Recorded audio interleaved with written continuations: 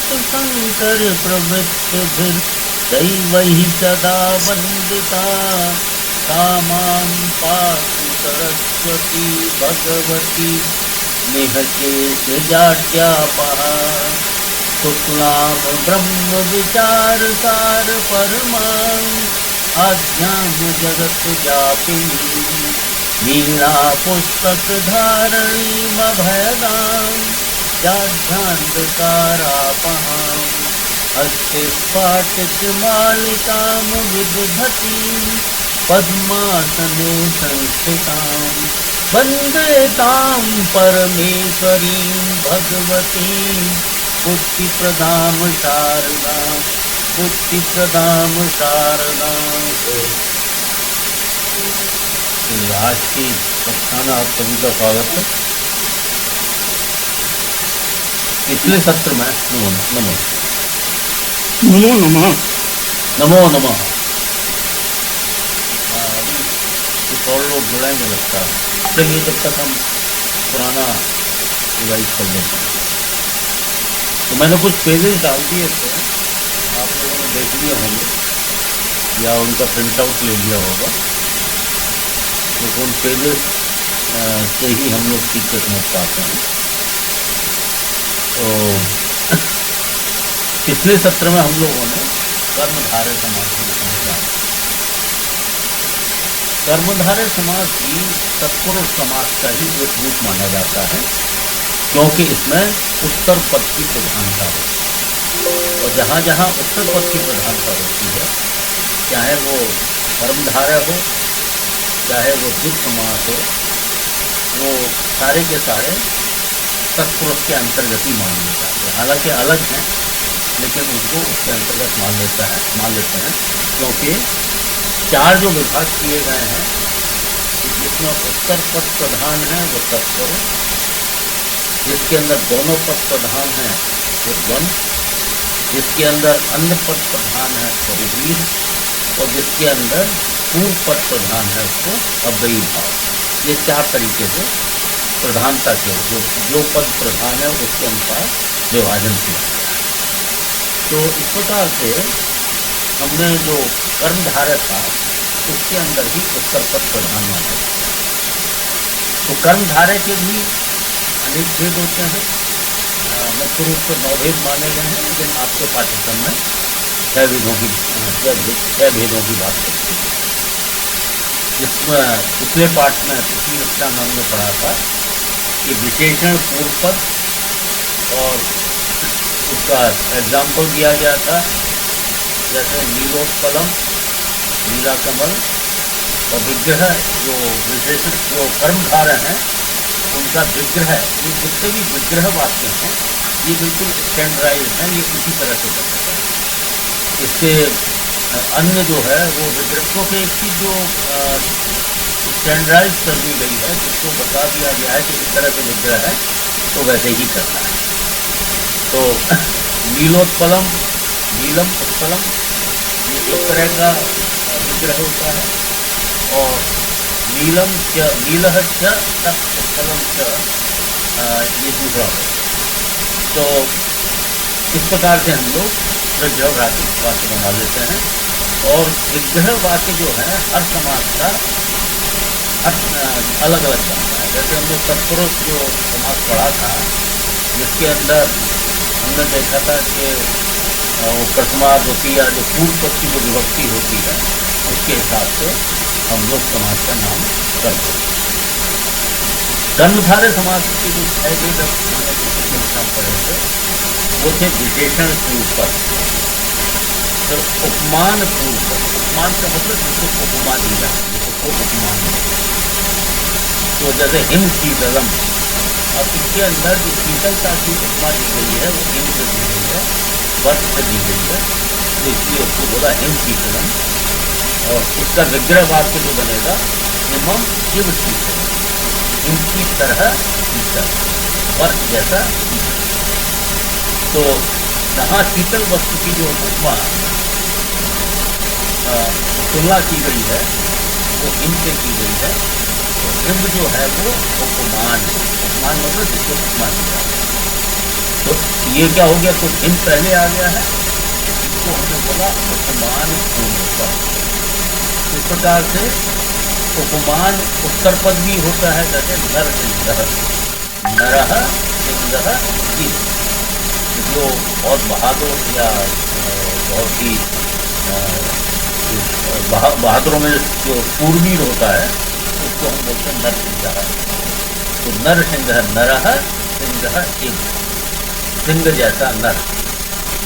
और यहाँ सिंह शब्द उपमान है जो उत्तर पद के रूप में है, इसलिए इसको उपमान उत्तर पद, उपमान उपमानोत्तर पद, इस प्रकार से इसका नामकरण किया गया। यह है कर्मधारय। फिर संभावना पूर्व पद, जैसे आम्र वृक्ष है, आम्र इसको हमने बोला संभावना पूर्व पद। और इसी तरह से अवधारणा पूर्व पद, विद्या धर्म विद्या आचार्य जी ये तो संभावना नहीं हुई, ये आम यूपी वृक्ष है, यानी कि ये आम का पेड़ है, ये तो निश्चय हो गया। अब आप दूर से संभावना कहाँ से आ गया? ठीक है, तो आप दूर से देख रहे हैं कि बहुत सारे पेड़ हैं, तो आपने कहा हाँ शायद ये आम वृक्ष है, इस तरह की बात कही जाती है। अभी आप यही समझ लीजिए कि संभावना कि आम का हो भी सकता है, नहीं भी हो सकता है, तो लेकिन उन्होंने कहा आम्र वृक्ष है। लेकिन इसका जो विग्रह वाक्य पर ध्यान दीजिए कि आम्रः इति वृक्ष है, इस तरह से इसका विग्रह वाक्य बनता है। जो आपका प्रश्न है वो अपनी जगह ठीक है, लेकिन जो इसकी व्याख्या इसी तरह से दी जाती है कि जैसे दूर से देखा कि शायद आम का पेड़ है तो आम्रः इति वृक्ष है। तो अवधारणा पूर्व पद, जैसे विद्या एव धनम, तो विद्या धनम, इस प्रकार का समस्त पद बन जाता है। फिर छठी जो बात बतलाई गई थी मध्यम लोपी, जिसमें मध्य का पद लुप्त हो जाता है, जैसे छाया तरु, तो छाया प्रधान तरु, तो प्रधान का जो है लोप कर दिया गया और छाया तरु।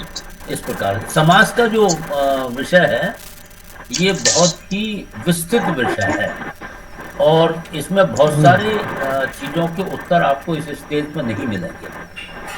और इसमें जैसे पाणिनि व्याकरण से जब हम समास पढ़ते हैं तो इसमें मतलब 60, 70, 80 इस प्रकार के सूत्र रख के सब बनते हैं और अलग अलग नियम हैं।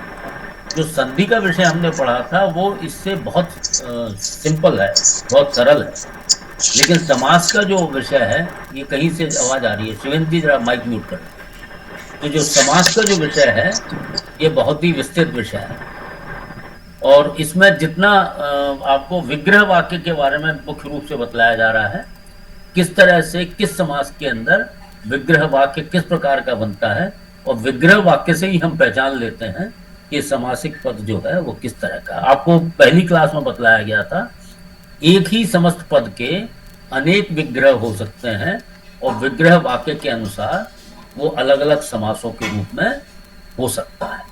उसकी एक एग्जाम्पल भी दी गई थी जिसमें रामेश्वर एक जो है एक पद है, तो इसमें रामस्य ईश्वर है, ये जब कहा गया तो षष्ठी तत्पुरुष हो गया, और रामः एव ईश्वर है ये जब कहा गया तो ये कर्मधारय हो गया, और रामः ईश्वर यस्य सह जब ये कहा गया तो ये बहुब्रीहि समास हो गया।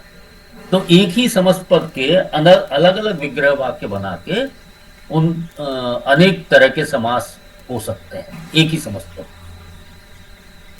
तो ये हमने पिछली क्लास में पढ़ा था, फिर कुछ हमने अभ्यास भी किए थे और एक अभ्यास मैंने गृह कार्य के रूप में भी किया था। तो इसमें जो पेज नंबर 59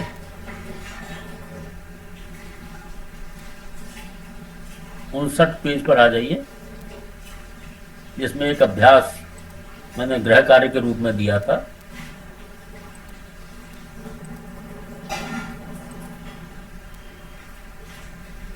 विनोद जी आप अमेरिका पहुंच गए कि नहीं?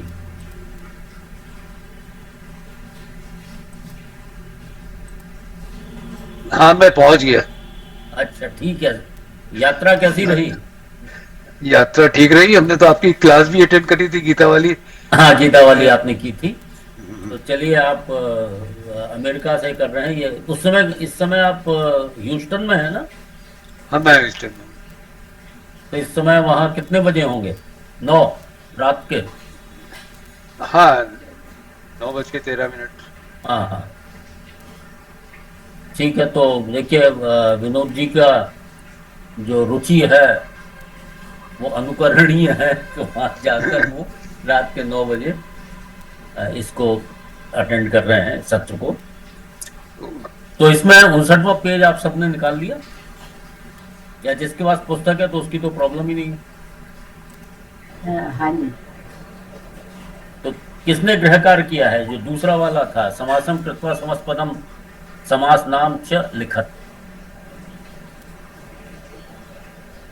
किया है सर, गुरु जी किया है। मतलब पहले का ही किया हुआ है। पहले का किया हुआ है? अच्छा, जो आप लोग तो कोविड कर चुके हैं तो जो भी कोविड मैंने तो फिर से किया, मैंने तो फिर से किया कि भूल ठीक गए है, कि याद है, सब अप्लाई किया। अच्छा रिवीजन हो जाएगा आपका। तो और किसने किया है गृह कार्य? चलिए, अच्छा ठीक। तो जिसने किया है, हाँ अरुणा जी। जी हाँ, अशोक। हाँ मिश्रा जी, हाँ आप बताइए, आप तो कर रहे हैं इससे। नंबर 1, हाँ जी। समासम कृत्वा समस्त पदम समासनाम च लिखत, यथा पूर्वः अर्धः पूर्वार्धः विशेषण पूर्व पद कर्मधारयः। तो नंबर 1 है सर, कैलासः इत अद्रि, कैलासाद्रि संभावना पूर्व पद। देखिए, कैलाश इति आद्रि, अद्रि, तो अद्रि किसको बोलते हैं? हाँ अशोक जी, अद्रि किसको बोलते हैं? नहीं, अद्रि बोलते हैं। पानी हाँ? है ना। अच्छा, देखते हैं। हाँ, अद्र- कैलाश, अशोक जी पता है अद्रि किसको बोलते हैं? कैलाश तो शिव जी को बोलते होंगे। नहीं सर, हाँ, अच्छा ठीक है। अरुणा जी, अद्रि किसको बस सर, बोलते हैं? क्या बस? आई थिंक पानी नहीं है। पर्वत या शिखर, दो में से एक, शिखर बहुत- या बहुत- पर्वत। पर्वत, पहाड़ को बोलते हैं, पर्वत को बोलते हैं अद्रि। तो कैलाश है इत अद्रि, एक कैलाशाद्रि ही। अब ये जिस प्रकार से हमने आर्द्रम भी आम्र, होता है ना, आर्द्रम आर्द्रम नहीं, नहीं। करोती, वो अलग वो है। अलग अलग शब्द होते हैं।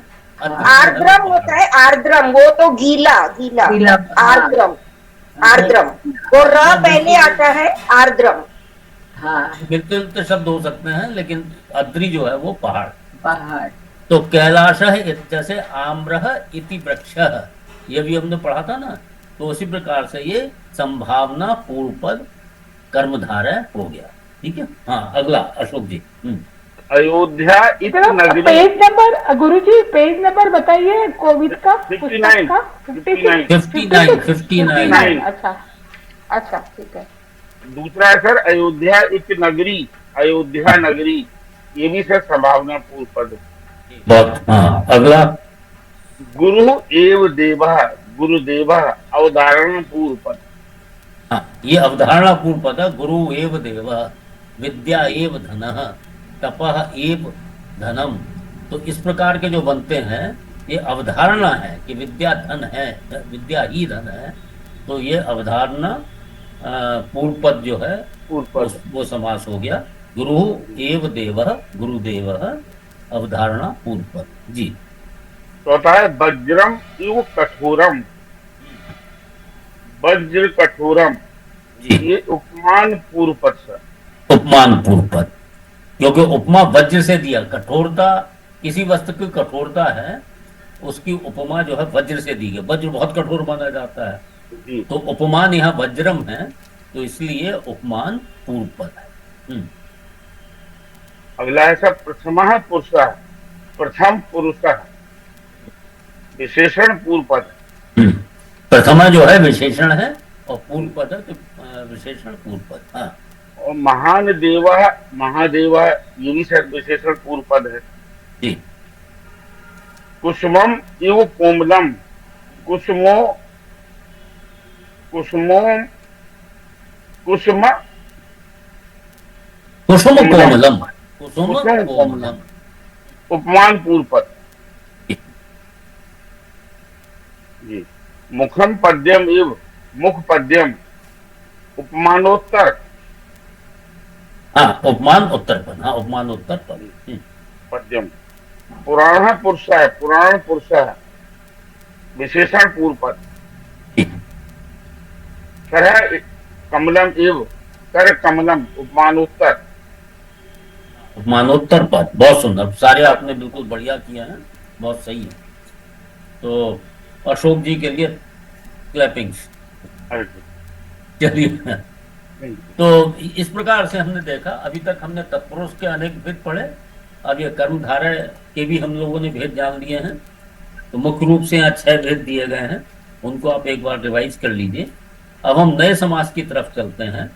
आज हम पढ़ेंगे द्विग समास और द्वंद्व समास। द्विग समास के अंदर भी उत्तर पद मुख्य होता है, प्रधान होता है। तो ये जो चतुर्थ पाठ है, ये पेज नंबर 76 पर आ जाइए, पेज नंबर 76।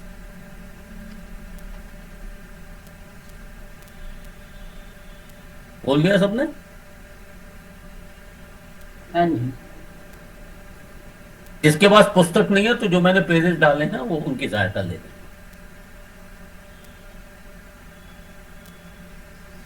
हाँ, इसमें से, हाँ, अरुणा जी पढ़िए जरा इसको। जी जी गुरु। समासः द्विगु समासः। किसी समास का पूर्व पद जब संख्यावाचक होता है और उसके द्वारा एक समूह का बोध होता है तो उसे द्विगु समास कहते हैं। इस समास में कुछ समस्त पदों का अंतिम स्वर ई में बदल जाता है, जैसे त्रिलोकी, त्रयाणाम लोकानाम समारोह, 3 लोकों का समाहार। इसी तरह पंचवटी, पंचानाम वटानाम समाहार, 5 वट वृक्षों का समाहार।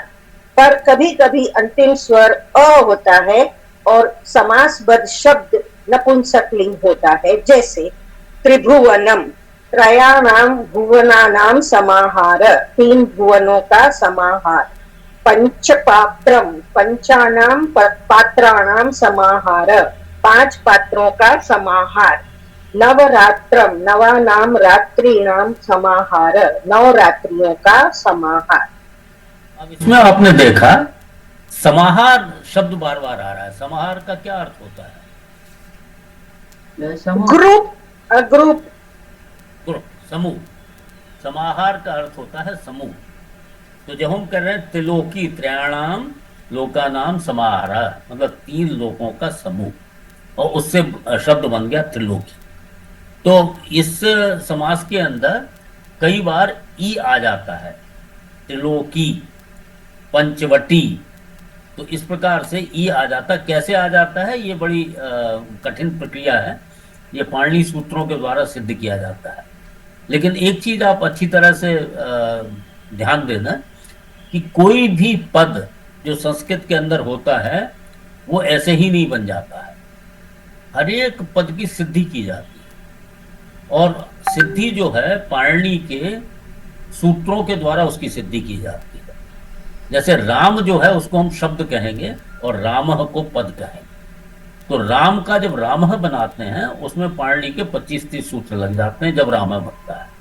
तो जो जैसे त्रिलोकी जो पद है इसकी भी बाकायदा सिद्धि की गई है, पंचवटी की सिद्धि की गई है पाणिनि के सूत्रों के द्वारा।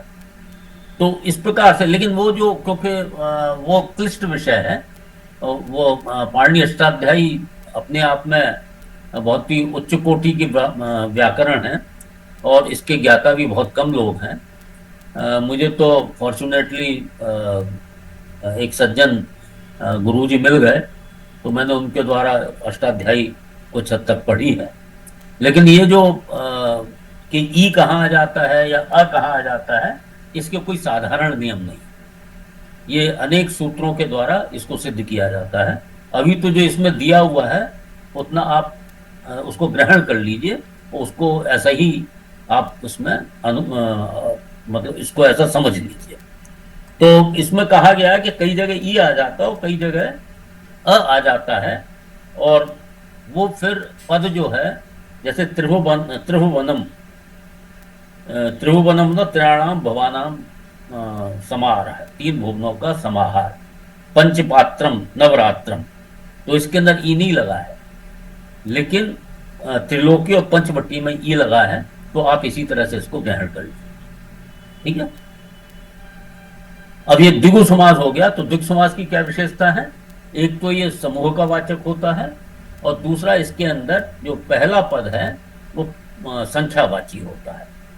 जैसे त्रि, पंच, नव, ये सब जो है संख्यावाची शब्द हैं। तो द्विगु समास जो है उसके अंदर पहला पद संख्यावाची होता है और एक ये समूह का बोध कराता है, इसको हम द्विगु समास कहते हैं। ठीक है। हाँ, अमिताभ जी क्या पूछना चाह रहे हैं? प्रणाम सर। प्रणाम सर, द्विगु शब्द का भी कुछ मीनिंग बता दीजिए, जैसे वो ऐसा है कि कई बार शब्दों के मतलब निकल आते हैं। जब हम पाणिनि अष्टाध्यायी में जाते हैं तो महर्षि पाणिनि ने बहुत सारे शब्द ऐसे, जैसे टी, घी, इस तरह के शब्द उन्होंने बना दिए हैं, उनका कोई अर्थ नहीं निकलता है। वो कहते हैं इत, मतलब कहते हैं कि इसको हम let us call it ghee, let us call it T, let us call it इत। इस हिसाब से बहुत सारे नामकरण कर दिए गए हैं पाणिनि जी के द्वारा जी, और उसका अक्सर कोई अर्थ नहीं निकलता है। तो मेरे ख्याल से द्विगु का भी ऐसा ही कुछ होगा। वैसे आपकी जिज्ञासा है तो मैं किसी विशेषज्ञ से बात करूंगा, क्या कहूँ इसका कोई अर्थ निकलता है कि नहीं निकलता। धन्यवाद सर। ठीक है। तो इस तरह के जो नामकरण कर दिए गए हैं पाणिनि व्याकरण के अंदर, उसका संज्ञावाची शब्द कहलाते हैं। और जैसे विद रेदाच, विद इची, अची, तो अब इसमें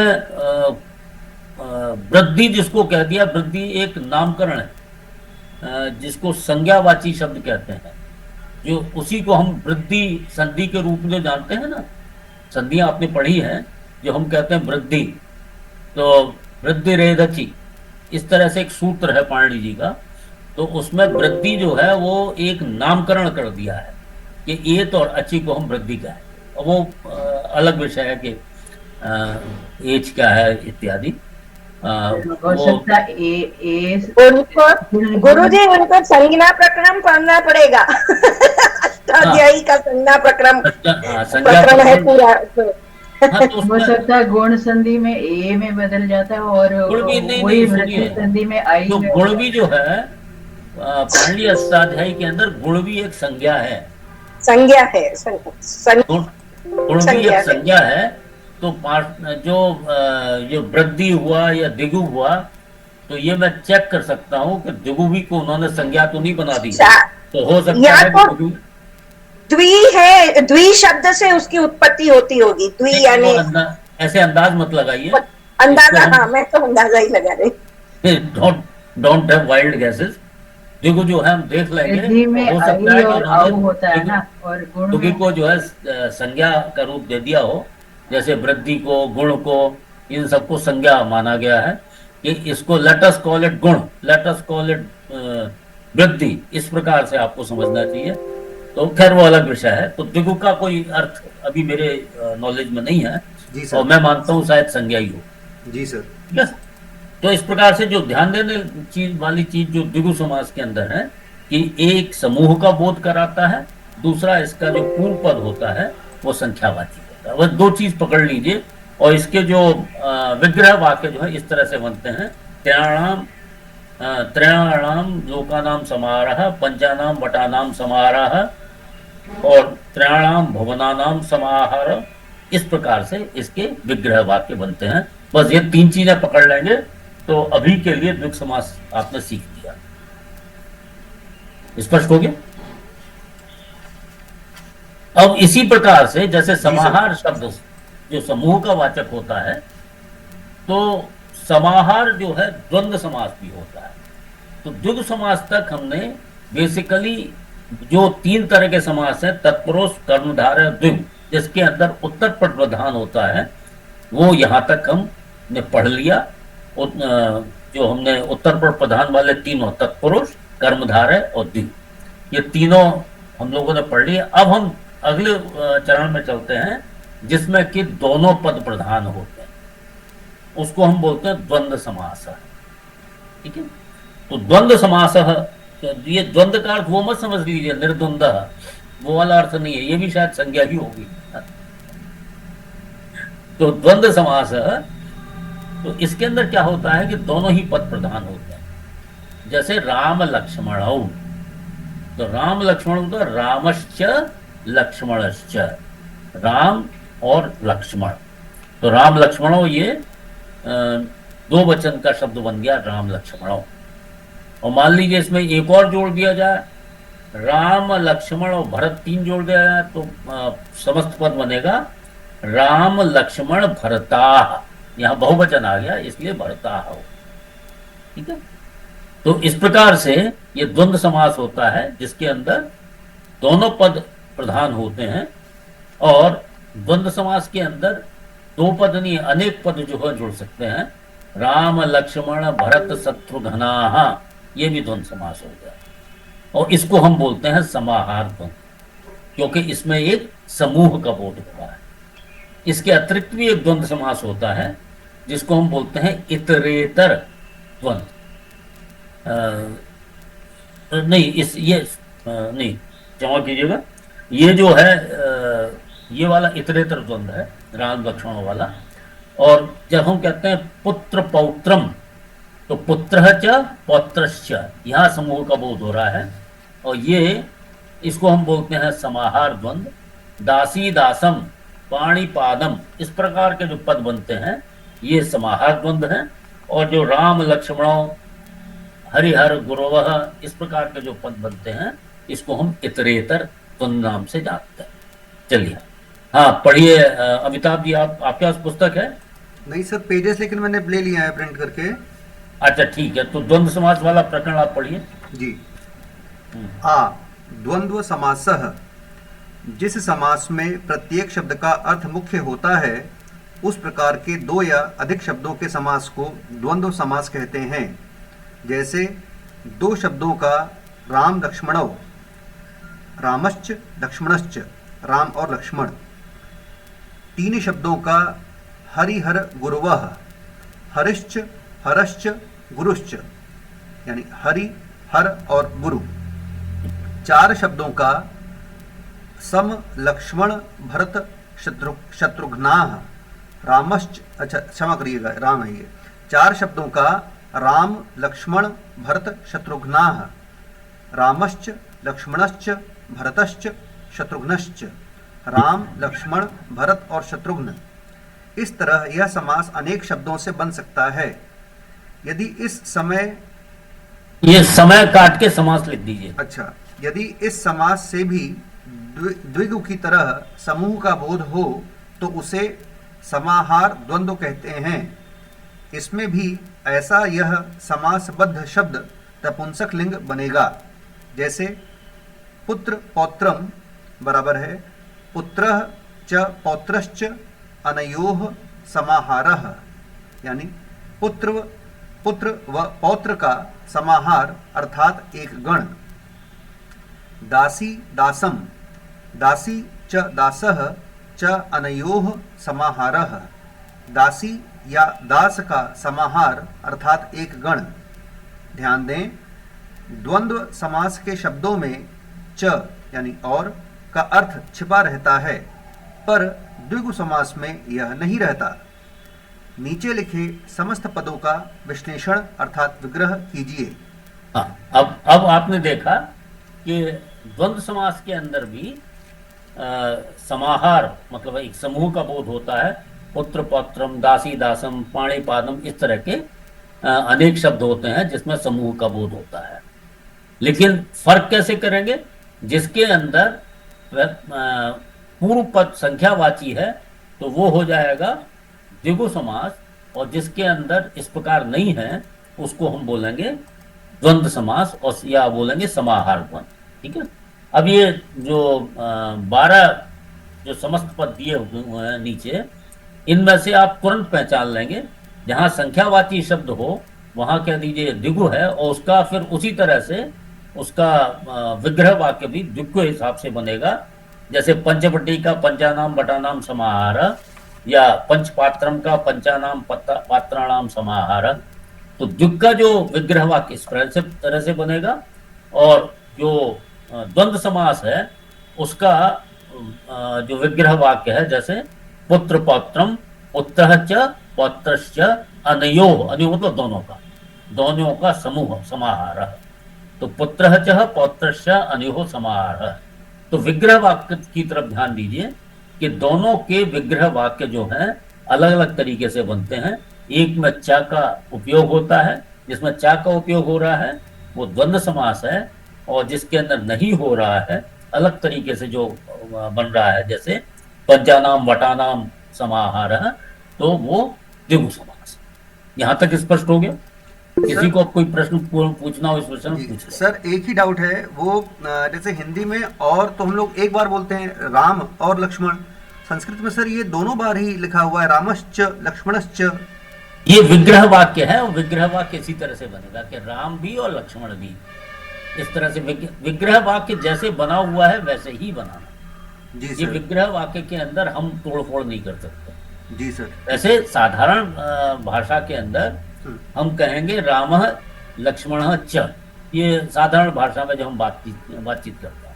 लेकिन जब विग्रह वाक्य बनाते हैं तो ये स्टैंडर्ड फॉर्मेट है, जैसे राम लक्ष्मण भरत शत्रुघ्नाः, तो रामश्च लक्ष्मणश्च भरतश्च शत्रुघ्नश्च, ये विग्रह वाक्य ठीक इसी प्रकार से बनाया गया। जी सर। ठीक है। तो अब ये जो 12 शब्द हैं, इसका दो शब्द लेके आप लोग स्वयं ट्राई करें कि कौन सा समास है। हाँ, जैसे चतुर्युगम। अब ये चतुर्युगम में चतुर्युगम मतलब है ये संख्यावाची शब्द आ गया, तो कौन सा समास होना चाहिए? द्विगु समास। द्विगु समास। इसका विग्रह वाक्य बनाइए। चतुर्नाम युगानाम समाहार। हाँ, चतुर्नाम युगानाम समाहार, इस तरह से इसका विग्रह वाक्य। दूसरा वाला ट्राई कीजिए बिंद्रा जी। हाँ जी। पंचानाम रात्रीणाम समाहारः। पंचानाम रात्रीणाम समाहार, पंच रात्रम। हाँ, तीसरा हरिश्च हरश्च, ये द्वंद्व इतरेतर द्वंद्व समास। ये इतरेतर द्वंद्व समास हो गया। जैसे राम लक्ष्मण हो गया, उसी तरह से हरि हरौ हो गया। तो हरिश्च हरिश्च या हरिश्च भी लिख सकते हैं विसर्ग लगा के, और हरश्च तो हरि हरौ। इस प्रकार से ये इतरेतर द्वंद्व समास हो गया जी। हाँ, अशोक जी। जी सर। हाँ, हरि हरौ, हरिचा हरचा, हाँ, इतरेतर। अगला लक्ष्मी सरस्वत्यो, लक्ष्मी चा सरस्वती चा जी। ये इतरेतर हो गया सर। ब्रह्म विष्णु महेश्वरा, ब्रह्मस्य विष्णुश्च महेश्वरा। बहुत सुंदर। चलिए अब अगला वाला कौन करेंगे? पद्मजा जी ट्राई कीजिए। घटपटम। अच्छा आप करिए फिर दूसरा वाला मैं करती हूँ। जी घटपटम। घटः च पटम, पटौ नहीं पट। वो पटौ तो दो वचन का घटपटम। ये इनका जो है समाहार हो रहा है। तो इसमें पहली चीज तो यह है कि घट और ये पट, इन दोनों में कोई भी संख्यावाची नहीं है। तो इससे ये पता लग गया हमें कि ये द्वंद्व समास है। द्वंद्व समास जब पता लग गया तो घटपटम तो इसका अर्थ ये हुआ कि ये एक समूह का सूचक है, कहीं समाहार हो रहा है, तो इसलिए उसको उसी हिसाब से विग्रह वाक्य बनाते। जी जी जी। ये आचार्य ये कौरवाः च पांडवाः च, इसको कहा गया, केवल वही बोलेगा। हाँ अच्छा हाँ, विग्रह वाक्य तो आचार्य जी मैं एक प्रश्न पूछ रहा हूँ, प्रश्न बाद ये में। घट एक का मिनट, मतलब एक मिनट, जो पहले उनको विग्रह वाक्य बना दे दीजिए, फिर आपके प्रश्न का उत्तर दिया जाएगा। जी कौरव च पांडवाश्च। नहीं, वो घटपटम का तो बना दो। अच्छा अच्छा, घट च पटः च समाहार अनयोः समाहारः। अनयोः समाहार। जी जी। पत्रम का नाम पुत्रः च अनयोः समाहारः। अनयोः समाहार। जी जी जी। तो ये समाहार द्वंद्व समास का, द्वंद्व इसी समास तरह का, से आपको विग्रह वाक्य लिखना है। जी जी। हाँ शिवेंद्र जी, आप पूछिए, क्या पूछे। हाँ आचार्य जी, ये घट का तो घड़ा हो गया, हाँ, और पट का मतलब क्या होता है? पटम, पट का जो पटा हो गया जिस पर रखा जाता है घड़ा। अच्छा, वो उसका। कौरव पांडवाश्च। कौरव च पांडवाश्च। पांडवाश्च नहीं, पांडव। हाँ ठीक है। कौरवाः च पांडवाः च। पांडवाः च। जी। कौरवाः होगा, कौरवाः च पांडवाः च। पांडवाः च। जी। अगला बोलूं मैं? जी जी, आप बोलिए, बोलिए। अष्टानाम् अध्यायानां समाहारः, नहीं? अष्टाध्यायी। हाँ, अष्टानाम् अध्यायानां समाहारः। ठीक है। कौन सा हुआ ये कौन सा समास हुआ? द्विगु समास हो गया। द्विगु समास हो गया, क्योंकि 8 संख्यावाची है। ठीक है। हाँ। तो अष्टानाम अध्यायानां समाहारः। अगला सीतारामौ। सीता च रामः च। बहुत सुंदर। ये कौन सा हो गया? ये द्वंद्व समास हो गया। कौन सा द्वंद्व हुआ? प्रथम नहीं, इतरेतर द्वंद्व। इतरेतर द्वंद्व। इतरेतर द्वंद्व। हाँ अच्छा, अब ये बाकी 3 कौन ट्राई करेंगे? अरविंद द्विवेदी जी, आप ट्राई कर लीजिए। ये शंख चक्र गदा पद्यानि। पद्मानी। सॉरी, पद्मानी। हाँ। ये शंखः च चक्रः च गदा च अच्छा पद्मं च शंखम च चक्रम च शंखः च शंख जो शंख में है। हाँ, शंखः च। अच्छा, शंखः च चक्रम च, चक्रम जो है वो चक्रम हो जाएगा। चक्रम च गदा च पद्मम च सब में वो लगेगा, पद्मम चक्रम। गौरी शंकरौ। गौरी च शंकरौ च। शंकरौ च नहीं, गौरी च शंकरः च। शंकरः च, गौरी च शंकरः च। जी जी। वृक्ष पर्णलता। पर्णलता।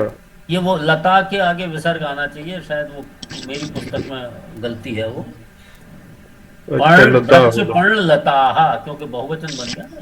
जी, वृक्ष पर्णलताः। वृक्ष च पर्णम च लता। पर्णम च लता। पर्णम जो है नपुंसकलिंग में होता है। अच्छा, पर्णम च लता च। जी जी। ठीक है।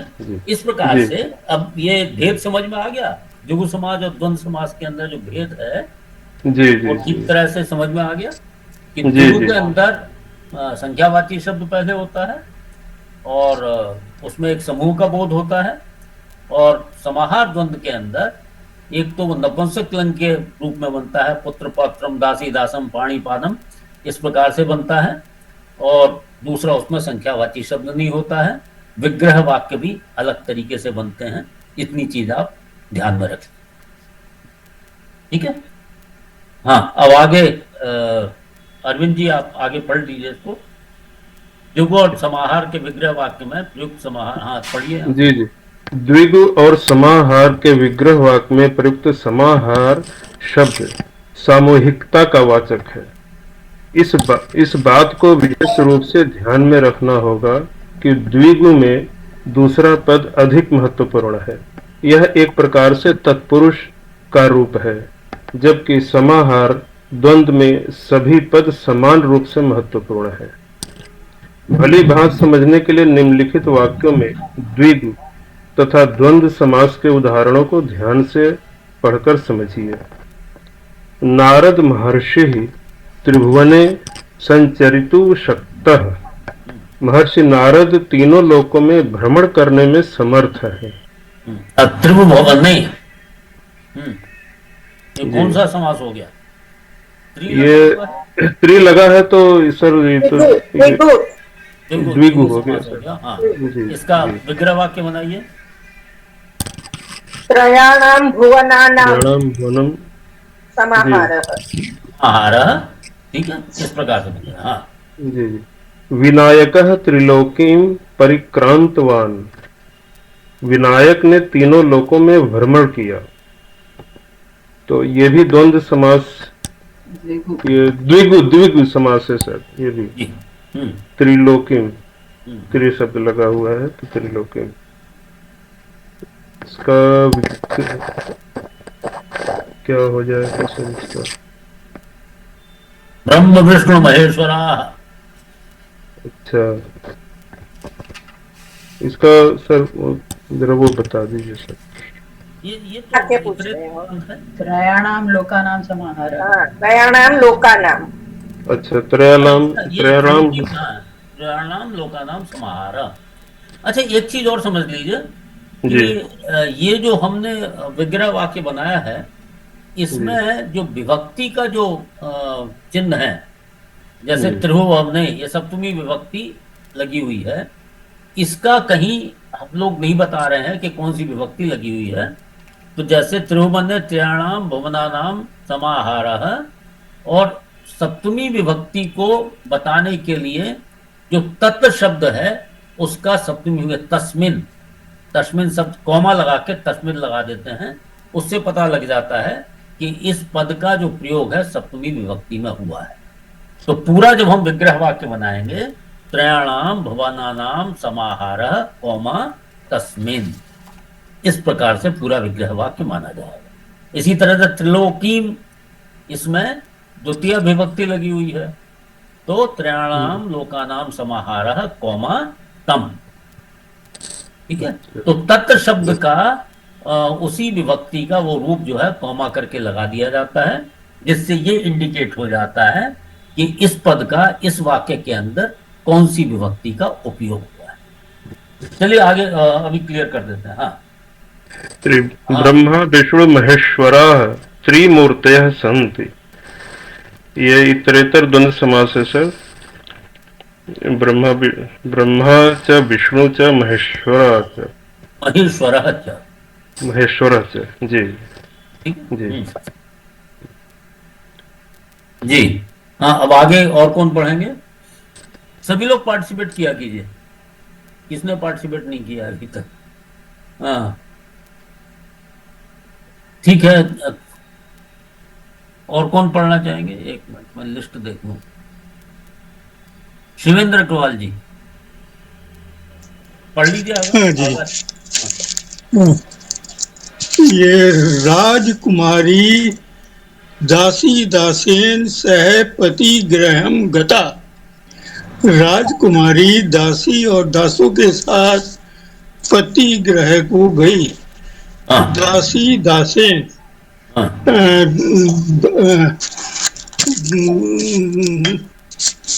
दासी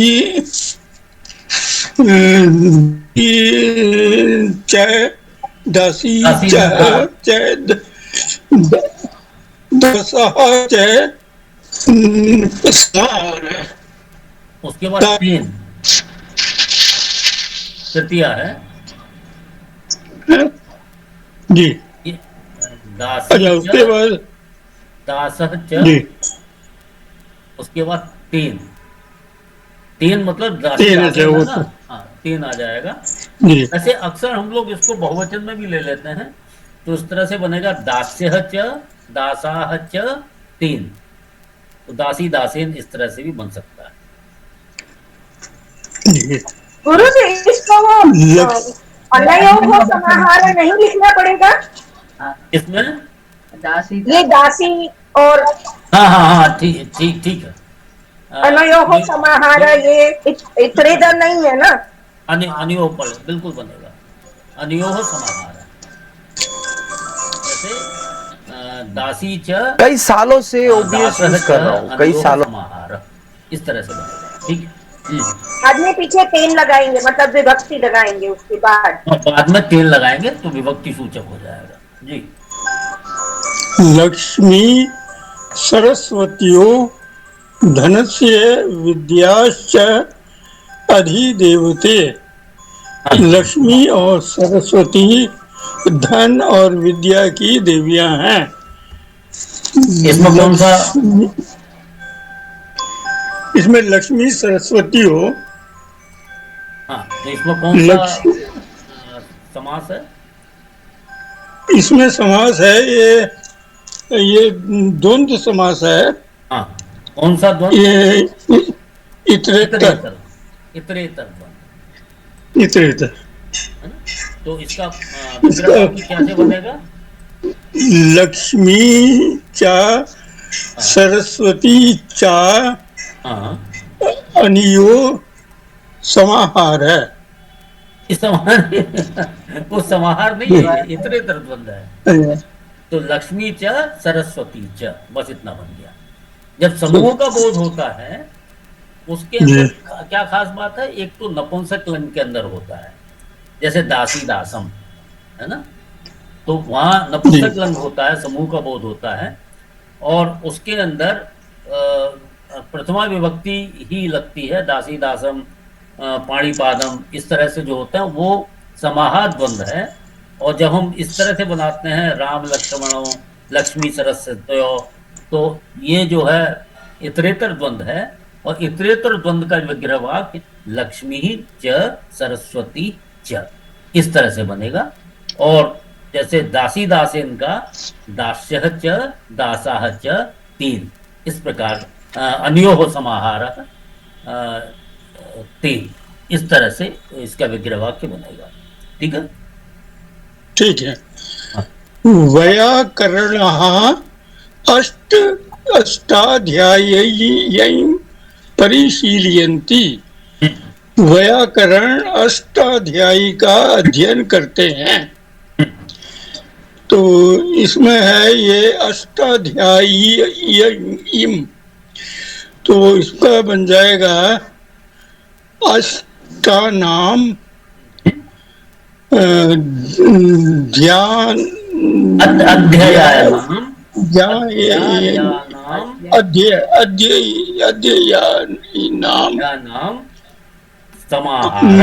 नाम समाहार है। ये हो गया द्विगु समास। हाँ, लेकिन उसके बाद जो विभक्ति सूचक और दे दीजिए उसमें, अष्टाध्यायी विभक्ति सूचक हो जाएगा इसका द्वितीय विभक्ति है, द्वितीय विभक्ति है, और स्त्रीलिंग है। अष्टाध्यायी स्त्रीलिंग हुआ ना? जी जी जी। तो अब तत् का जो स्त्रीलिंग का द्वितीय विभक्ति ताम होता है, पुल्लिंग में तम हो जाता है और उसमें ताम होता है। तो अष्टानाम अध्यायानाम समाहारः, कॉमा लगाइए, और उसके बाद ताम। नहीं, ताम तो द्वितीय विभक्ति है ना। हाँ, तो अष्टाध्यायी द्वितीय विभक्ति है ना, अष्टाध्यायी विभक्ति है, द्वितीय विभक्ति है ना। वैयाकरणा अष्टाध्यायी परिशीलयन्ति, व्याकरण वैयाकरण अष्टाध्यायी का अध्ययन करते हैं। वैसे वो मतलब को होना चाहिए अगर पूरा उसका ट्रांसलेट करते हैं, लेकिन वो कई बार नहीं होता। हाँ, तो ये यहाँ द्वितीय विभक्ति लगी हुई है और स्त्रीलिंग में है, इसलिए यहाँ ताम शब्द का इस्तेमाल हो जाएगा। गुरु जी अध्याय नपुंसक लिंग है कि स्त्रीलिंग है? कौन सा अध्याय? अध्याया नाम, हाँ नहीं उससे क्या फर्क पड़ेगा? नहीं फिर वो अध्याय फिर तत् लग जाएगा ना। नहीं, जो अष्टाध्यायी जो पूरा समस्त पद है, हाँ। ये एक तरह से स्त्रीलिंग हो जाएगा अष्टाध्यायी, तो उसका इसलिए इसको स्त्रीलिंग का ताम लगेगा। अष्टाध्यायी, अध्यायी, अष्ट जो है विशेषण हो गया, और अध्याय वैसे क्या होता है, ये अध्याय है जब कहेंगे तो हो जाएगा पुल्लिंग, अध्यायी कहेंगे तो स्त्रीलिंग, अध्यायम कहेंगे तो नपुंसक। तो है अष्टाध्यायी। समाहार द्विगु हो गया। हाँ। जब अष्ट लग गया तो अष्ट जब संख्यावाचक हो गया तो पहली चीज तो होगी द्विगु समास हो गया। हाँ। है ना? जब द्विगु समास हो गया तो उसमें समाहार तो हम करेंगे ही। हाँ। क्या अष्टानाम अध्यायानाम समाहारः। नहीं, त्रिलोकी जिस तरह से ई में खत्म हो रहा है उसी तरह अध्याय भी ई में खत्म हो रहा है। वैसे ही हुआ। हाँ, तो फिर हम लोग तो स्त्रीलिंग नहीं है। नहीं, लोक की तरफ मत जाइए। अष्टाध्यायी जो है, अध्याय ईकारांत पद जो होते हैं वो बहुधा, ईकारांत पद जो है बहुधा स्त्रीलिंग के ही होते हैं। अष्टाध्यायी, नदी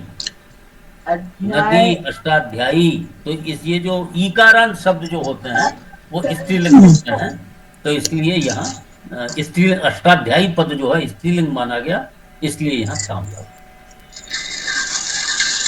ठीक है, उसके उसमें मत जाइए कि वो लोक जो है वो पुल्लिंग है। अष्टाध्यायी जिसमें के अष्टानाम अध्यायानाम समाहार, त्रिलोकी, तो ये सारे स्त्रीलिंग में आ जाएंगे। त्रिलोकी भी, अष्टाध्यायी भी, ये इस तरह के जो पद हैं जो ईकारांत पद बन रहे हैं, समस्त पद, वो स्त्रीलिंग वाचक।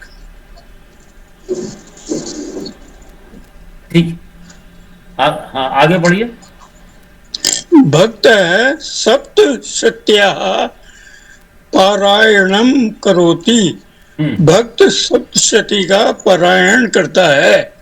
पारायण इसमें सप्तशत्या, तो इसका बनेगा, ये तो द्विगु समास हो गया, सप्त संख्यावाचक वर्ड आ रहा है। सप्ता नाम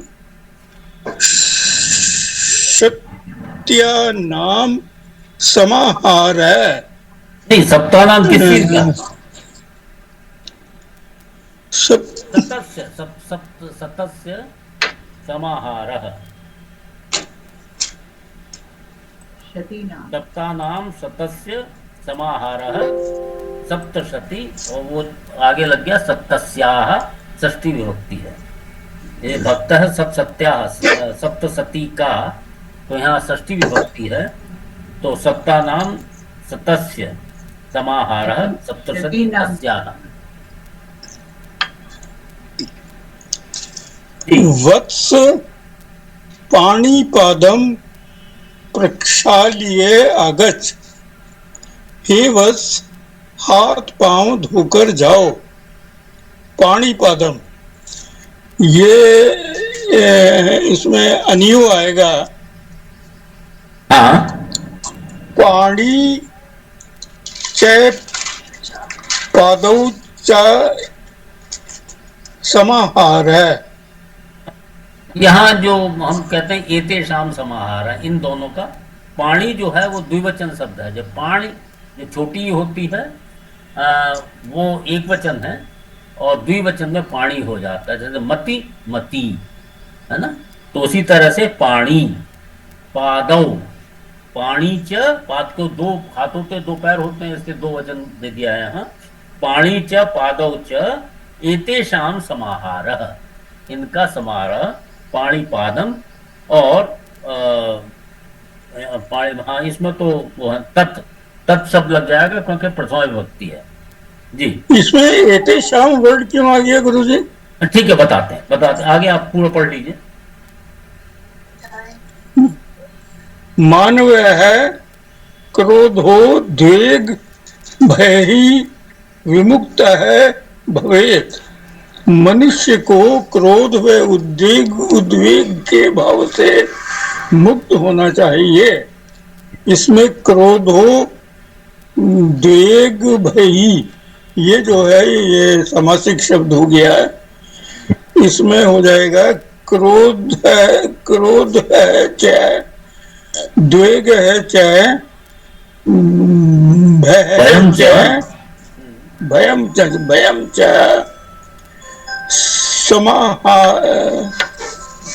समाहार है नहीं, समाहार क्या लग गया ना इसमें, तो इस ये जो है इतरेतर द्वंद्व हो गया ना जी। तेन क्रोधः च उद्वेगः च भयम च, और उसके बाद विभक्ति चिन्ह लगाएंगे।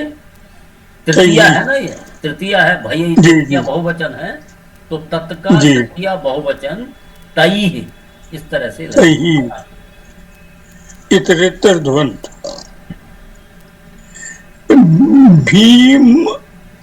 भीमार्जुनौ उभौ अपि शूरौ एव। भीम और अर्जुन दोनों शूरवीर हैं। भीम है च, अर्जुन है च,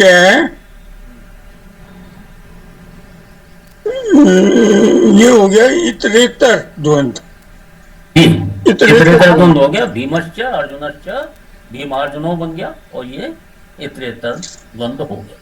ठीक है, तो इस प्रकार से हम लोगों ने जाना कि द्विगु और ये जो समाहार द्वंद्व है उसका भेद को भी हमने जान लिया, और द्वंद्व समाहार और द्विगु समास के अंदर जो लक्षण होते हैं वो भी हमने जान लिए। द्विगु समास के अंदर उत्तर पद प्रधान होता है, द्वंद्व समास के अंदर दोनों पद प्रधान होते हैं, और द्विगु समास के अंदर जो पूर्व पद है वो संख्यावाची होता है, और उसका किस प्रकार से विग्रह वाक्य बनता है वो आपने ये जान लिया। ठीक है, यहां तक क्लियर हो गया? सर दो सवाल पूछना था। हाँ बोलिए। दो सर, शब्दार्थ दरअसल समझना चाह रहा हूँ। ये वैयाकरण अष्टाध्यायी नहीं सॉरी सर, भक्तः सप्तशत्या वाले में पारायण का मतलब पढ़ना ही होता है सर, या पारायण कुछ अलग होता है पढ़ने से? अच्छा, पढ़ना ही होता है। पारायण मतलब जैसे हम सुबह गीता का श्लोकों का पारायण करते हैं। पारायण मतलब बोल के उनको, उसी अर्थ में होता है कि पारायण करना मतलब है बोलकर उसको कहना, पढ़ना। बोलकर कहना होता है पारायण। ठीक है सर। उसी प्रकार से सर ये पिछले वाले पेज पर ना ये था कि विनायकः त्रिलोकीम परिक्रांतवान, तो एक्चुअली सर परिक्रांत का मीनिंग दिया हुआ है भ्रमण करना। तो वहां पर मन में ये एक क्वेश्चन आया कि क्रांत शब्द क्या होता है, वो पकड़ना चाहता हूँ, क्योंकि क्रांत से ही क्रांति भी बना है और आक्रांता भी होते हैं मुसलमान सभी है। और परिक्रांत वो परि उपसर्ग लगा हुआ है। हाँ, परि उपसर्ग लगा के परिक्रांत एक पद बन गया जिसका मतलब होता है भ्रमण, और परिक्रांतवान इसमें तवतु प्रत्यय लगा हुआ है जिसका जो कि भूतकालिक क्रिया होती है, तो भ्रमण किया। पर जैसे गतवान, परिक्रांतवान, तो इस प्रकार से पद परि उपसर्ग है, क्रांत जो है शब्द है, परिक्रांत का मतलब भ्रमण। ठीक है सर। क्रांत का मतलब उस पर उपसर्ग लगकर बहुत सारे, ये उपसर्ग के बारे में मैंने शायद बतलाया था कि उपसर्ग लग के ये उसका शब्दार्थ चेंज हो जाता है।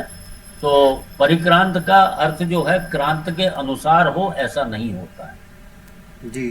ठीक है सर। क्रांत तो शब्द का क्या मीनिंग क्या डिफाइन करेंगे सर? क्रांत शब्द का, क्रांत शब्द का अलग से कोई अर्थ है ये मुझे भी देखना पड़ेगा। क्योंकि आक्रांता भी सर उसमें भी आता है, वो क्रांति। हाँ, वो आक्रांता, जैसे आ उपसर्ग लग गया और आक्रांता हो गया, तो वो आक्रांता आप जानते हैं जो दूसरे को भयभीत करे, जी आक्रांत करे। और इसी तरह जैसे आ उसके अंदर उपसर्ग लग के वो भाव आ गया और परि उपसर्ग लग के भ्रमण का भाव आ गया। तो ये उपसर्ग लग के जो जो जो भाव आता है, जो उसका अर्थ निकलता है, वो जो मूल शब्द है उससे बिल्कुल विपरीत भी हो सकता है। जैसे वी उपसर्ग लगाते हैं जी तो विकर्म जब हम बना देते हैं या विग्रह, तो ये अलग अलग तरीके के जो उपसर्ग लग के जो पद बन जाते हैं उनके अर्थ उस पद के अनुसार ही हो या आवश्यक नहीं, उसका उल्टा भी हो जाता है, उससे बिल्कुल अलग हो जाता है। जैसे हरति, प्रहरति, अब प्रहरति में प्रहार करना हो जाता है और हरति का मतलब है हर लेना, मतलब चुरा लेना हो जाता है। तो दोनों में कोई संबंध नहीं है, लेकिन जो उपसर्ग लग जाने के बाद अनेक शब्दों के अर्थ बिल्कुल भिन्न हो जाते। आप इतना समझ, ठीक है? जी सर, धन्यवाद सर। महोदय, परिशीलनम तो क्रिटिकल एनालिसिस है ना? नहीं, परिशीलन मतलब पढ़ना या उसको समझना, पढ़ना, अध्ययन करना, परिशीलयन्ति, देखना, समझना, पढ़ना, अध्ययन करना, ये सब परिशीलन के अंदर आ जाता है। ठीक है? हाँ, अब हम आगे चलते हैं। इसका समय है अभी, तो इसका अभ्यास कर देते हैं। पृष्ठ संख्या 80 पर आ जाइए, 80।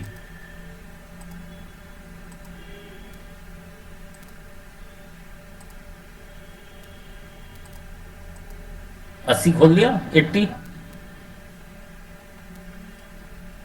तो पहला अभ्यास है विग्रह वाक्यम समस्पदम च दृष्ट्वा समास नाम लिखत, कि विग्रह वाक्य और समस्पद को देखकर समास का नाम लिखिए।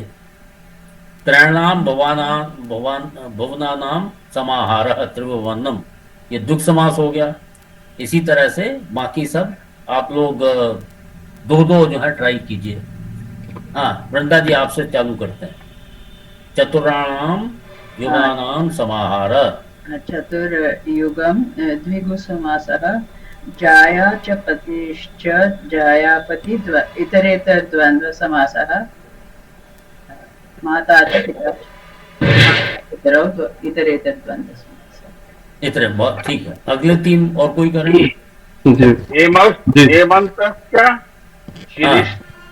शिशिरश्च वसन्तश्च, हेमंत शिशिर वसंता, इतरेतर द्वंद्व, हाँ ठीक है। त्रयाणाम वेदानाम समाहारः त्रिवेदी, ये द्विगु समास है। वाक्य अर्थस्य वागर्थो है, ये इतरेतर है। बहुत अच्छा, वेरी गुड। हाँ, अगले 3 जी। स्वशुरश्च स्वशुरश्च,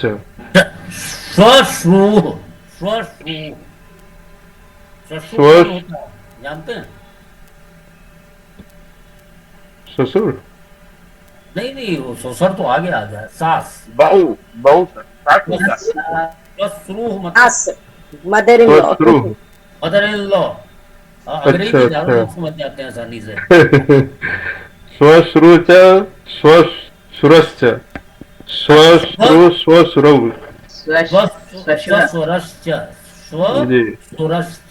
स्वशुरश्च, द्वंद्व समास है ये। जननी च जनकश्च, जननी जनकौ, द्वंद्व समास है। कौन सा द्वंद्व बताए? इतरेतर द्वंद्व है सर, इतरेतर द्वंद्व। पाणी च पादौ च एतेषाम समाहारः, पाणी पादम, ये द्वंद्व समास है, समाहार वाला। जी।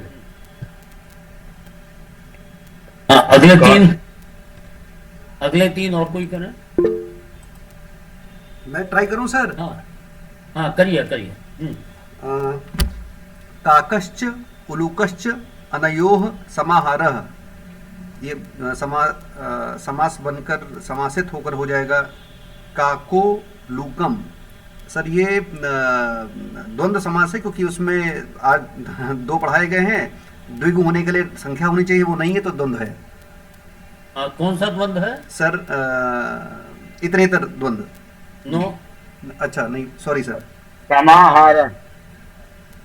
जहां जहां आप देखें कि नपुंसक लिंग समस्त नपुंसक लिंग में है जी, और उसमें कोई संख्यावाची शब्द नहीं है, तो तुरंत बोलिए समाहार द्वंद्व। समाहार द्वंद्व, ठीक है सर। हाँ। जी, फिर लाभश्च अलाभश्च, ये समासित होकर हो जाएगा लाभा लाभो, और ये भी सर द्वंद्व समास ही है। कौन सा? ये क्या इतरेतर हुआ सर? इतरेतर, हाँ ठीक जी। हाँ। फिर जयश्च विजयश्च, समासित होकर हो जाएगा जय विजयो, और ये भी द्वंद्व समास है, क्योंकि संख्या वाला कोई पहला वाला पद नहीं है, और इतरेतर द्वंद्व होना चाहिए सर। इतरेतर, बहुत अच्छा, वेरी गुड, सभी लोग अच्छा समझ रहे हैं। धन्यवाद सर। ठीक है। हाँ, अब इसमें दूसरा वाला भी देख लेते हैं। आचार्य जी, इसमें द्वंद्व समास का एक और भेद होता है, विकल्प द्वंद्व, वो इसमें नहीं है।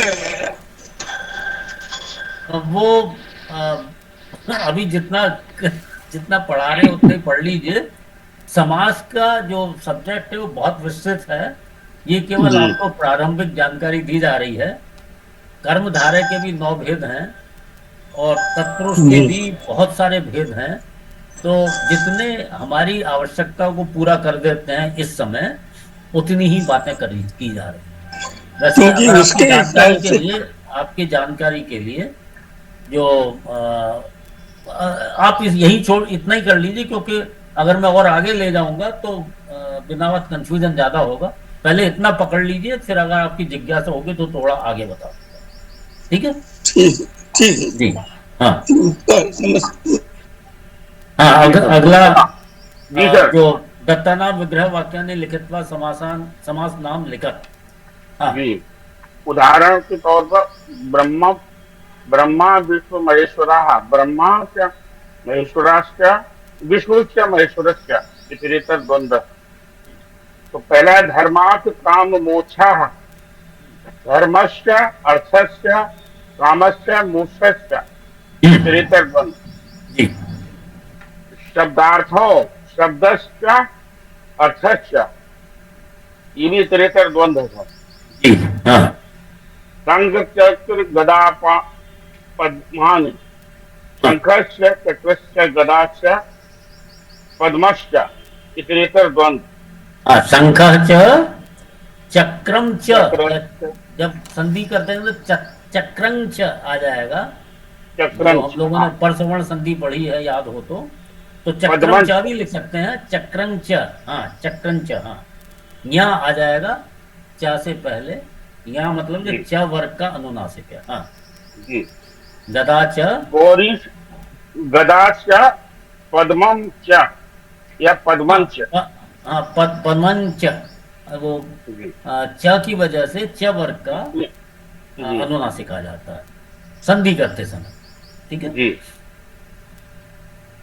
हाँ, आगे गौरी शंकरो, गौरी च शंकरश्च इतरेतर द्वंद्व। हरे हरो हरिश्च हरश्च इतरेतर द्वंद्व। बस आगे और कोई करें? आगे दूसरों को भी करने दो जी। पंचरात्रम, पंचानाम रात्रिनाम समाहार युग। अष्टाध्यायी अध्याय, अष्टानाम अध्यायानाम समाहार युग। ठीक है। ब्राह्मण अशोक जी कोई और भी, किसी और को भी मौका आने दो। हाँ जी सर। और आगे अगले कौन करेंगे? ब्राह्मण क्षत्रिय वैश्य शूद्र। मेरी आ रही है सर? हाँ, आ रही है, बोलिए। ब्राह्मणस्य क्षत्रियस्य वैश्यस्य शूद्रस्य। शूद्रः च हो गया, ये शूद्रः च हो गया द्वंद्व समास। द्वंद्व समास हो गया इतरेतर द्वंद्व। हाँ, इतरेतर। हाँ, घटपट्टनम, नहीं, घट घट पटम। पटम। तो घटस्य घटस्य पटस्य, हाँ ये भी हो गया, ये द्वंद्व समास। अयो समाहारा, सुख दुख अनियो समाहार। हाँ हाँ बोलिए, सुख दुख के। सुखम सुखम च नहीं, सुखस्य दुखस्य, ये द्वंद्व समास। इतरेतर द्वंद्व। हाँ सुख दुखे इसलिए आ और गया ये क्योंकि दुख जो है, एक मिनट, अब यहाँ ये समझ लीजिए सुख दुखे क्यों आया है, सुख दुखऊ क्यों नहीं आया है? सप्तमी नहीं नहीं नहीं, नहीं। फलम फले फलान। हाँ फलम फले फलानी, क्योंकि ये जो है नपुंसक लिंग में, दुखम जो है नपुंसक लिंग में है, इसलिए जैसे फलम फले फलानी में फले जो है आता है, उसी तरह सुख दुखे आया। ठीक है, सप्तमी में भी वही होगा ना? नहीं नहीं, वो ये द्विवचन का बहुवचन तो होता है, वो द्विवचन जी, नपुंसक लिंग है, नपुंसक लिंग है, दुखम। फल पुष्प, यार सप्तमी का कोई अर्थ नहीं है। दुखम के सर हमेशा ये वही। हाँ नहीं सर, आगे, अच्छा हाँ आगे फल पुष्पाणी। हाँ फल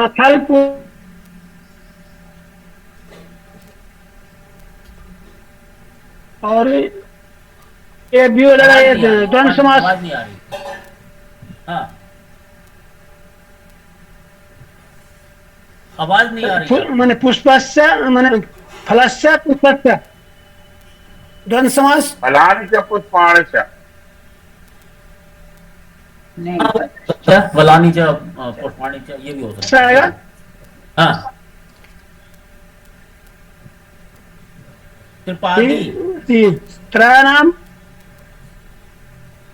त्रयाणाम पदानाम च, हमारा क्या नहीं, त्रयाणाम पदानाम समाहार। उसके बाद में काम क्रोध, कामस्य क्रोधस्य। कौन सा हुआ त्रयाणाम पदानाम, कौन सा समास हुआ? ये हुआ, ये तो द्विगु होगा सर, द्विगु। हाँ द्विगु समास। जी, काम क्रोध, तो कामस्य क्रोधस्य, ये हो जाएगा सर, ये द्वंद्व समास। इतरेतर द्वंद्व, इतरेतर द्वंद्व। हाँ हाँ इतरेतर द्वंद्व। छुत पिपासे, सुतस्य पिपासा, सुतस्य पिपासा च। ये सप्तमी में आएगा, ये क्या सप्तमी में? ये भी आएगा द्वंद्व समास, सप्तमी में होगा। ठीक है, हाँ ठीक है ठीक है। जन्म मृत्यु जन्मस्य, ठीक है ठीक है, सप्तमी। हाँ जन्मस्य मृत्युस्य, तो ये भी हो जाएगा सर द्वंद्व समास। अब मृत्यु तो द्वितीय में है, एक वचन था, द्विवचन में आ गया। हाँ प्रथम पुरुष द्विवचन। तो इस प्रकार से बन गया। नहीं सब मेरे ख्याल अच्छा समझ रहे हैं गुरुजी। ये जो जी एक मिनट, जो गुरुजी, तीसरा वाला, हाँ एक मिनट है जी, जो तीसरा वाला है ये ग्रह कार्य है, ये अधदत्तानि विग्रह वाक्यानि अवलंब्य समस्त पदम समास नाम च लिखत। तो ये वाला जो ग्रह कार्य है इसको आप लोग कर लीजिएगा, ठीक है? हाँ बोलिए बोलिए अरुणा। ये जो 14वां शब्द था शुक पिपरा से, ये मुझे द्विवचन तो हुआ, पिपासा अकारांत है इसलिए उसका पिपासे किया, लेकिन जो शुक्त है वो एक्चुअली प्रातिपदिकम ही है कि क्षुधा होना चाहिए? शुद्धा पिपासा हाँ, ये जो तो उसका प्रातिपदिकम है ना मेरे हिसाब से, शायद। क्षुधा क्षुधा ये चेक करके बताएंगे आपको, ठीक है? क्षुत पिपासे में क्षुधा जो है या क्षुत जो है छींक के अर्थ में भी आता है, लेकिन ठीक है, इसको मैं चेक कर लूंगा। क्षुधाचे का क्या क्षुध जो से बना है? क्षुधा क्षुधाच हो सकता है, पिपासा हो हुआ है। सकता है। मतलब क्षुधा क्षुत से बना है कि नहीं ये मुझे नहीं पता, हाँ, इसलिए ये हम जरा चेक करके बताएंगे, ठीक है। वो भूख है ना और क्षुधा। मेरे ख्याल ऐसा है, जो प्रातिपदिक जो है क्षुत होगा उसे क्षुधा बना होगा। ये लेकिन इसको देख कर बताएंगे, कंफर्म करेंगे, ठीक है। तो इस प्रकार से आपने आज द्विगु और द्वंद्व समास इन दोनों के विषय में जान लिया, थोड़ा आपको अभ्यास भी करा दिया। और ये तीसरा वाला जो है आप लोग इसको गृह कार्य के रूप में ले लीजिए और अगली कक्षा में इसको करेंगे। अगली कक्षा में आपको बहुब्रीय समास पढ़ाया जाएगा और अव्ययी भाव समास, ये 2 समास पढ़ा दिए जाएंगे। और उसके बाद समास का जो प्रकरण है शायद अगली क्लास में हम लोग समाप्त कर लेंगे। हाँ, अरे आशा जी अभी जुड़ी हैं आप?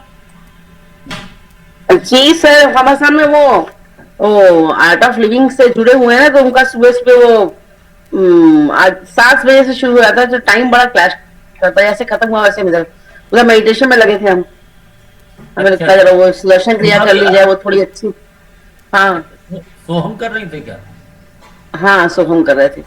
तो उसमें क्या है कि अब वो संडे को उन्होंने टाइम, वैसे 6 बजे होता है रोज, संडे को 7 बजे बोलते हैं। और संडे को साथ में चूंकि गुरुजी खुद कराते हैं, थोड़ा लालच होता है उसका। बाकी दिन तो 6 से होता है। हाँ, वो खुद करा रहे हैं, संडे को खुद कराते हैं। भले उनका शायद ऑडियो रिकॉर्डिंग ही होती है, लेकिन होती उन्हीं की आवाज में, तो वो थोड़ी अच्छी सी प्रोलॉन्ग सी अच्छी सी हो जाती है। बाकी दिन तो हम लोगों ने जैसे सीखा वैसे करते हैं अपने हिसाब से। ये तो हर संडे को उन्होंने 7 बजे से 8 बजे तक रखा है। और उसके बाद चर्चा होते होते अब 8 का 8:15 बजे खत्म हुआ, 8:15 का 8:30 बजे की। फिर हमारे इस वाले फोन में आपका वो लिंक नहीं मिल रहा था, फिर लैपटॉप पे कोशिश की, मतलब कुछ मिला के गड़बड़ा गया। हाँ, नहीं वही लिंक है सर, पता नहीं कैसे जोड़ नहीं पा रहा था। तो अभी तुरंत जुड़ा, तुरंत अभी हम जुड़ पाए। चलिए, आप जुड़ गई हैं तो शांति पाठ आप ही करा दीजिए। सर मैंने रिकॉर्डिंग किया है, मैं भेज दूंगा आपको सर। क्या चीज? अरे धन्यवाद अमिताभ जी, धन्यवाद। किया है, मैं लिंक भेज दूंगा सर आपको। किस चीज का लिंक? अमिताभ जी ये काम बड़ा अच्छा कर रहे हैं, यूट्यूब का लिंक बना देते हैं, भेज देते हैं। इस क्लास की मैंने रिकॉर्डिंग किया है, मैं आपको लिंक भेज दूंगा। ठीक है, धन्यवाद धन्यवाद अमिताभ जी। शांति पाठ करें। प्रणाम मैम जी। शांति पाठ। सर्वे भवन्तु सुखिनः, सर्वे भवन्तु सुखिनः, सर्वे सन्तु निरामयाः, सर्वे भद्राणि पश्यन्तु, मा कश्चित् दुःखं भवेत्। ओम शांति शांति शांति। नमो नमः। धन्यवाद। नमो नमः।